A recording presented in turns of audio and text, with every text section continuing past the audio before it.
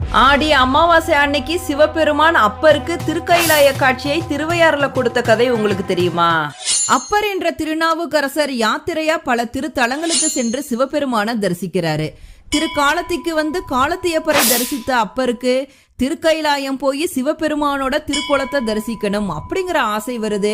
நடந்தே திருக்கைலாயம் நோக்கி போறாரு அப்பர். தள்ளாத வயதிலும் இரவு பகலா கைலாயத்தை நோக்கி நடக்கிறாரு. நடந்து நடந்து அவரோட பாதம் எல்லாம் தேய்ந்து போகுது. அதனால ஊர்ந்து போறாரு. கை கால் முட்டி எல்லாமே தேய்ந்து போகுது. மார்பால ஊர்ந்து நகர தொடங்குறாரு. உடலெல்லாம் கிழிந்து ரத்தம் சொட்டுது. மார்பு முழுவதுமே புண்கள். எப்படியாவது சிவபெருமான பார்த்து விடணும் அப்படின்னு சொல்லிட்டு உருண்டு புரண்டு கைலாயத்தை நோக்கி போறாரு அப்பர்.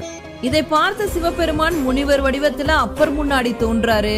மானிடர்கள்னால கைலாய காட்சியை காண முடியாது,